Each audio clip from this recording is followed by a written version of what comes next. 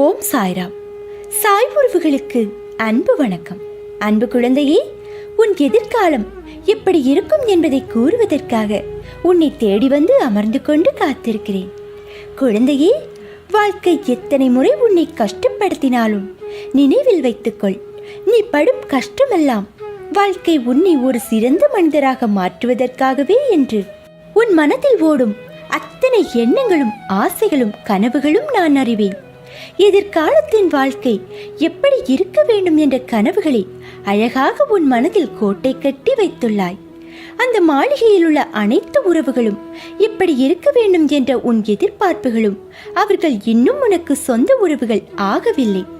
ஆனால் அவர்களை எப்படி பார்த்து கொள்ள வேண்டும் என்ற அக்கறையும் அன்பும் உன் கனவுகளில் பிரதிபலிப்பதை நான் பார்க்கிறேன். குழந்தையே, உன் வாழ்க்கை நிச்சயம் அழகான எதிர்காலத்துடன் பொற்காலமாகத்தான் இருக்க போகிறது. நீ எதற்கும் பயப்பட தேவையில்லை. நீ நினைத்தது போன்ற வாழ்க்கை உனக்கு கிடைக்கும். ஆனால் வாழ்க்கை கஷ்டங்கள் இல்லாமல் எப்படி இருக்கும்? பகல் இரவு என இருப்பது போல் இன்பம் துன்பம் என்ற பக்கங்கள் உண்டு என்ற யதார்த்த உலகியல் நியாயங்களை ஏன் உணர மறுக்கிறாய்?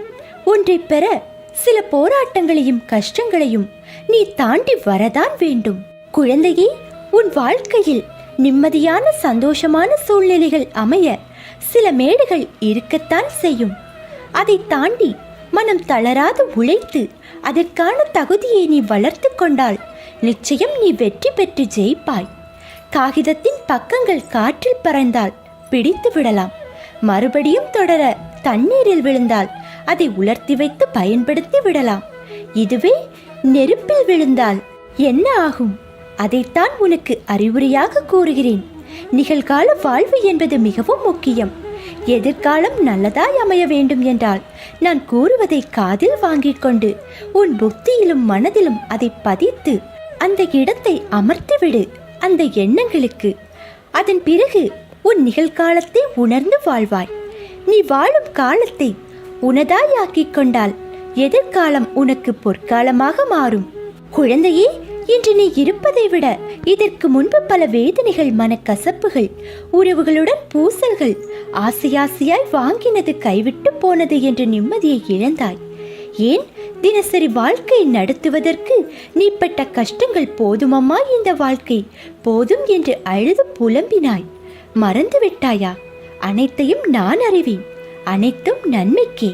இனி நீ நினைத்த வாழ்க்கை உனக்கு கிடைக்கும். என் வாக்கு என்றுமே பொய்யாகாது. உறவுகள் உன்னை பாராட்டும். பிள்ளைகள் உனக்கு பெருமை சேர்ப்பார்கள். பொறுமையாக இரு. நான் என் அதிசயத்தை நடத்துவேன். இது நிச்சயம் நடக்கும். நீ ஜெயமாக நல்ல வாழ்வு பெற்று எல்லா செல்வங்களுடன் சீரும் சிறப்புமாய் சுபிட்சமாய் நிம்மதியான மகிழ்ச்சியான வாழ்வை உனதாயாக்கிக் கொள்வாய். உன் எதிர்காலம் சிறப்பாய் இருக்கும். சாயப்பாவின் கருணையோடு இன்றைய நாள் ஒரு அழகிய நாளாக நிறைவடையட்டும். ஓம் சாய்ராம். நன்றி.